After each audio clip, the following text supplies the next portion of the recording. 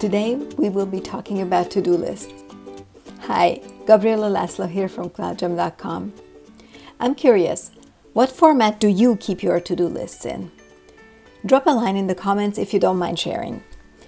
You see, over the years I have tried different methods because sometimes I like to see my to-do list items in a list form. Sometimes I like to see them on my calendar, integrated between my meetings throughout the day. And sometimes I like to see them in a kanban board format. So I was super thrilled to see that Google Tasks can now be seen in various different formats as lists, as overlay on your calendar, and now in kanban board style. I'll show you where to look for this feature. Open your Google Calendar on your computer in your browser and click this new icon named Tasks in the top right corner. Now you see your task lists in their full glory. You can reorganize the order of your lists. You can move tasks from list to list by dragging them. If you like to see your completed tasks in their own list, you can even create a done list.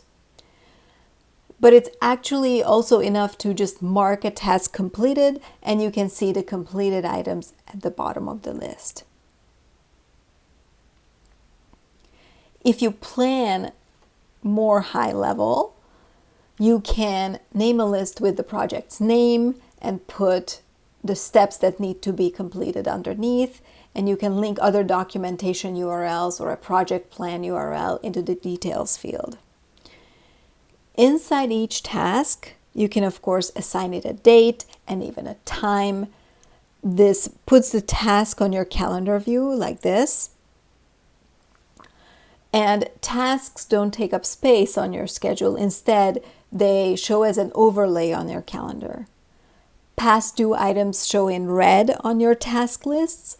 You can add emojis for more visual cues or subtasks and indentations. You can even print your lists or save them into a PDF.